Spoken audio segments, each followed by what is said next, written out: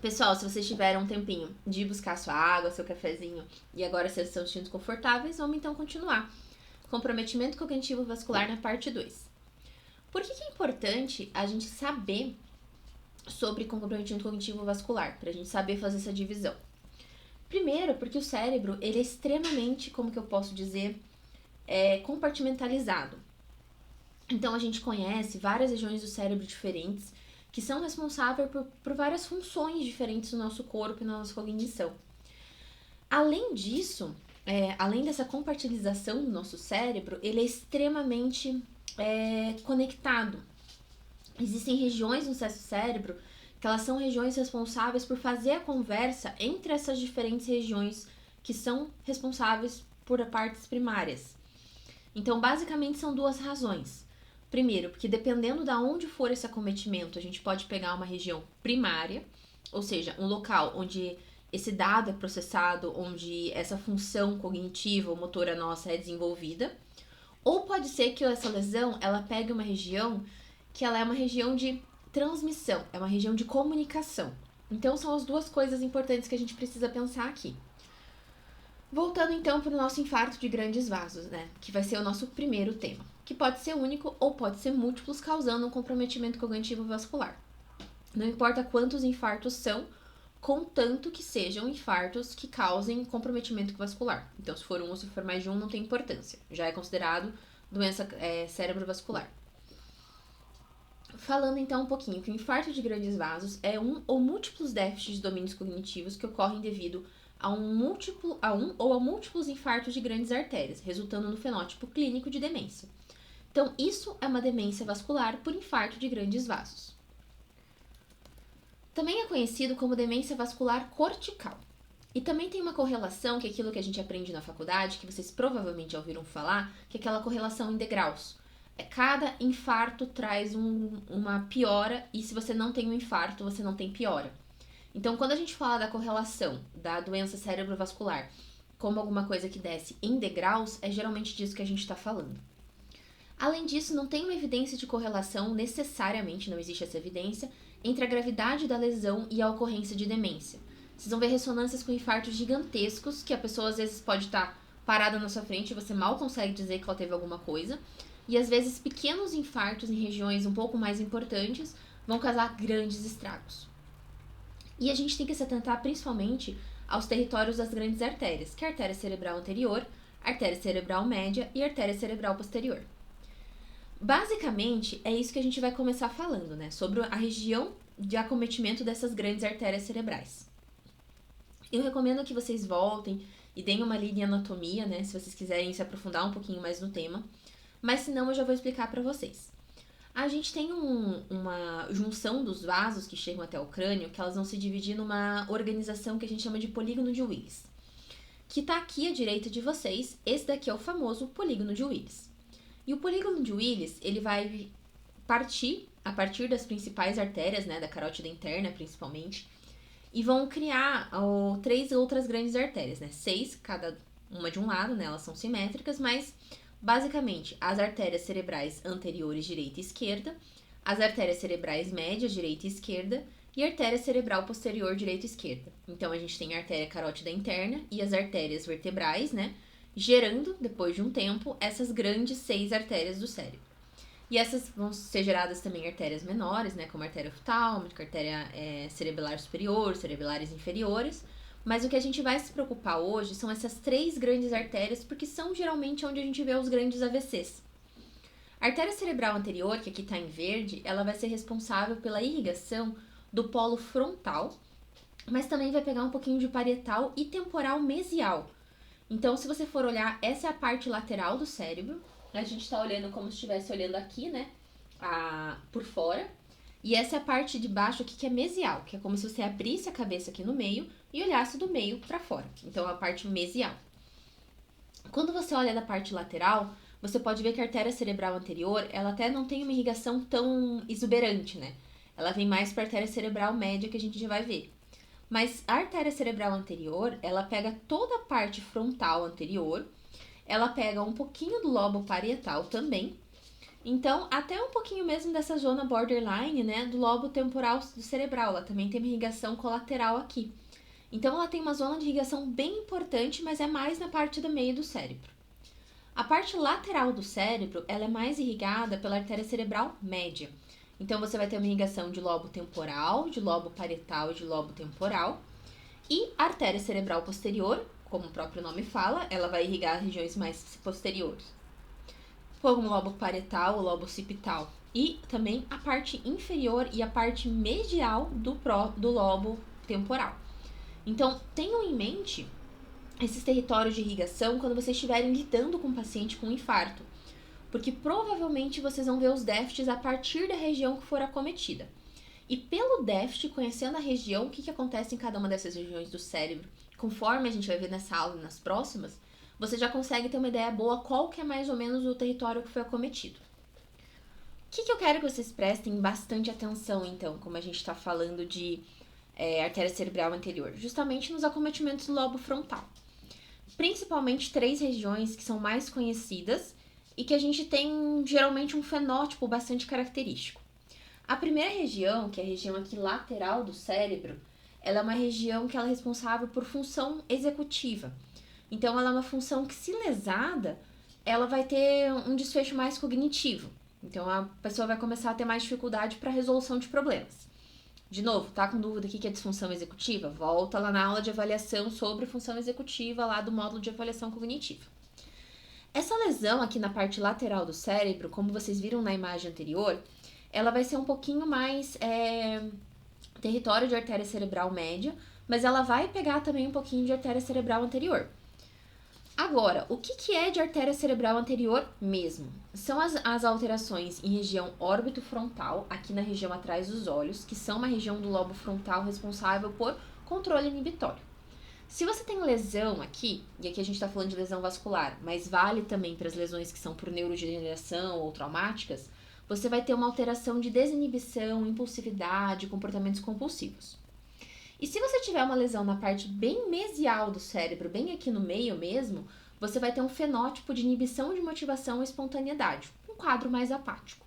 Lembrando que essas lesões, a gente está usando aqui como exemplo AVCs, né, lesões vasculares grandes, mas acontecem em fenótipos parecidos, né, a clínica parecida, com outras etiologias dessa lesão, como por exemplo, se você tiver uma lesão por neurodegeneração.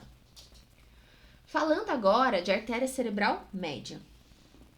A artéria cerebral média, ela vai pegar principalmente partes motoras, né? Então, principalmente se for à esquerda, nós temos a região de linguagem e também motricidade e sensibilidade. Vimos também que se pegar muito aqui na região mais frontal, pode fazer a parte de disfunção de executiva, mas basicamente para a parte cognitiva seria isso mais importante. Também podemos, caso pegue uma parte mais para trás, ter um déficit visoespacial e hemionegligência, principalmente se pegar o lado direito. Então, como a gente comentou antes, o cérebro ele é bastante compartimentalizado. Então, dependendo da região que for pega, do lado que for pego, você vai ter mais ou menos clínica. Então, prestem bastante atenção nessa alteração cognitiva se você tiver lesão em a artéria cerebral média. Agora, a artéria cerebral posterior sempre vai estar mais relacionada com questões visuais. Então, se for uma região de córtex primário, alteração visual, agnosias visual. Uma coisa que é muito interessante, eu acabei nunca vendo na prática, mas que é a alexia sem a grafia, ou seja, a pessoa que não consegue ler, mas consegue escrever, e que pode vir acompanhado de outra coisa muito característica, que é a anomia para cores. Raríssimo, mas eu deixei aqui caso um dia vocês peguem pra vocês saberem exatamente onde está a lesão. E também o que a gente chama de apraxia idiomotora, né? Que é a dificuldade da pessoa, é uma atividade mais de fazer os movimentos finos, né? De fazer os movimentos com intenção. Então, por exemplo, de repetir você fazendo movimentos com as mãos durante o exame, ou pegar algum objeto e usar algum objeto, por assim se dizer, como, por exemplo, pentear o cabelo, escovar os dentes. Também podemos ter um quadro de amnésia temporária, por acometimento de estruturas mesiais temporais. Como a gente viu ali na região mais mesial temporal, a gente tem uma irrigação por artéria cerebral posterior. Então, é bom lembrar que existe, né? Não é artéria cerebral posterior só occipital e parietal, as coisas são bem misturadas, para vocês lembrarem que a gente pode ter esses infartos e eles vão ter coisas que a gente não vai estar esperando muito se a gente se apegar demais ao nome da artéria. Então, lembrar bastante daquela primeira figura que eu mostrei para vocês. Até aqui tudo bem, gente? eu vou mudar um pouquinho pra gente falar sobre infarto em área cortical, ou seja, infartos estratégicos agora. Vamos pular os infartos de pequenos vasos, porque eu acho que faz mais sentido se a gente discutir desse jeito. O infarto estratégico. Então, ele vai ser um infarto, que ele é numa região estratégica para a cognição. Geralmente, o tamanho da lesão é desproporcional às consequências cognitivas. Aqui eu quero mostrar para vocês um caso clínico de um paciente que teve um infarto em corpo caloso, aqui do lado esquerdo. É um homem de 80 anos que teve um quadro de abulia, falta de espontaneidade, apatia. O teste neuropsicológico mostrou, 10 dias depois, alterações de função executiva, dificuldade de nomeação e alteração de memória episódica leve, com dificuldade de reter condica, né? De novo, não sei o que significa. Volta lá para as aulas de avaliação cognitiva. Agora eu quero que vocês pensem comigo. Se fosse um paciente que tivesse esse tipo de lesão, você viu essa clínica, mas você ainda não viu o paciente, ainda não viu a imagem do paciente, você imaginaria uma lesão desse tamanho? Provavelmente, se fosse para ser uma lesão em córtex primário, uma região aqui mais, como a gente viu das irrigações das grandes artérias, você teria pelo menos uma lesão que seria de um lobo frontal bilateral bem extensa e também de artéria mesial e também de região mesial temporal para você poder pegar essa alteração de memória. Então, teria que pegar inclusive hipocampo.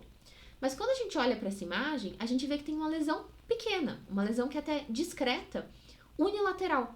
Isso porque, aquilo que a gente falou na aula anterior, a região de lesão que a gente tem ali é uma região de conectividade.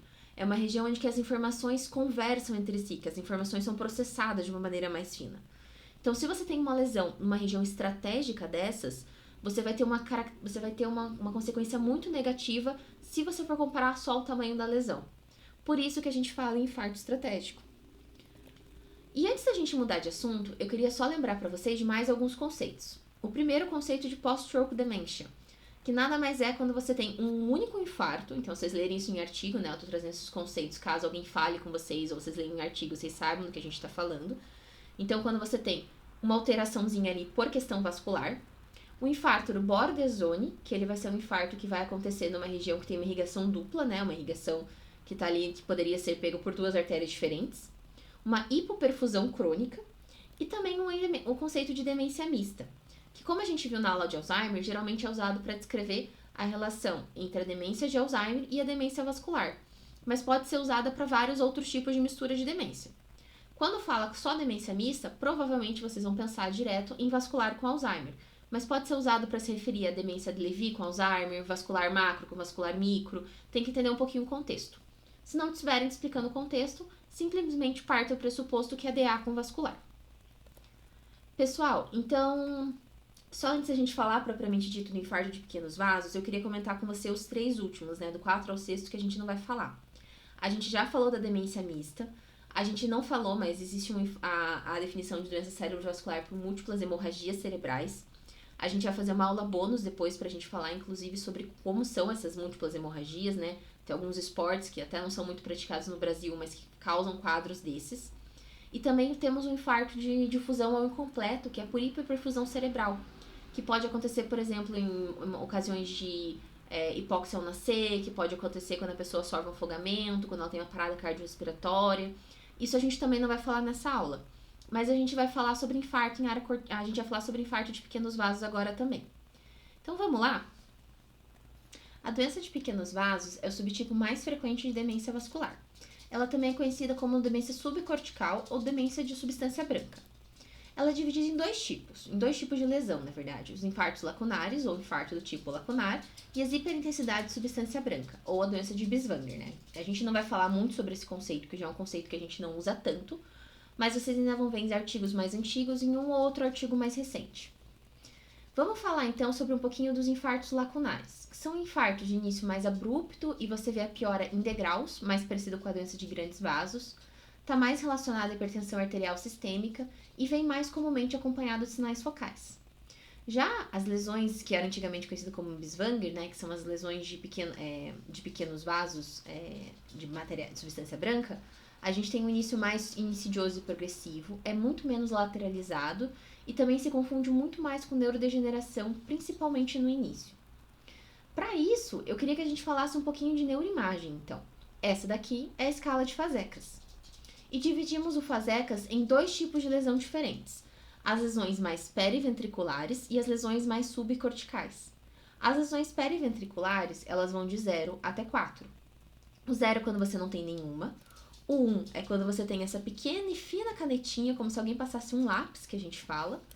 O 2 é quando esse lápis vai ficando um pouquinho mais grosso, que a gente fala que forma um halo.